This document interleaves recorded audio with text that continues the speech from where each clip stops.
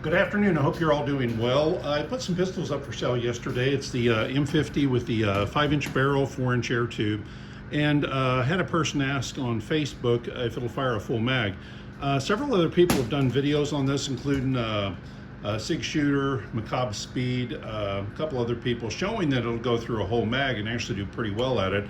Actually, even with the 3-inch tube instead of the 4-inch tube. So what I thought I'd do instead is, because this package has 3 arrows, I would fire 3 pellets. When you got a short barrel, throw a big pellet. So it's going to be a 275 grain pellet, sized 495, and then 3 arrows, and do it with a chronograph so that I can see what kind of numbers we're getting. So I'm going to turn the chronograph on here. The chronograph is warming up. So what I'm going to end up doing is firing 3 pellets, 3 arrows. I'll get the chrono readings. If you go into the description on the video, it will show what the foot-pounds energy is. You'll actually get to see what the speed is, but I'll do the foot-pound energy in the description. So anyway, that's what I got today. Let me grab this stuff and put it over here, and get the video set up on the chronograph, because, well, that's what you want to see. For the backstop, I've got ballistic gelatin, as well as still got those TVs. So who knows, it might actually make it into a TV as well. But for now, the main thing I'm worried about is seeing what the chrono reading is going to be. So let's see if I can get that centered on the chrono, where you're able to actually see that. I think that's pretty good. You can still see the ballistic gelatin block a little bit.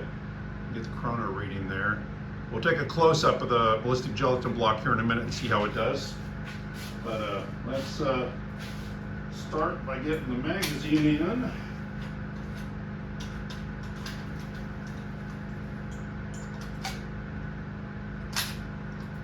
And put it on fire. And shot 1, 527 feet per second.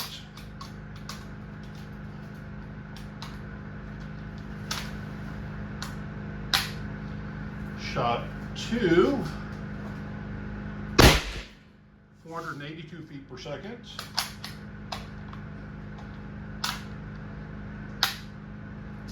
And shot 3, 445 feet per second. And now I'm going to lose the magazine, and I'm going to do 3 arrows and see what the feet per second of the arrows is. So arrow, of course, is a little bit long for this. I'm actually thinking about going to, this is a 10-inch arrow, 10.5 inch. I may go down to a 6 or 7-inch arrow, but this is the first one I came up with. So this is what we'll do first. Arrow 1, 290 feet per second. Keep in mind that's a 771 grain arrow. So that's a really big arrow. So that's actually a pretty respectable speed for an arrow. So let's get number 2 in here. Second one aired out, but man, did it get out there. So we'll see here in a second. See if we get number 3 without it erroring. Number 3. Number 3 shows 263 feet per second.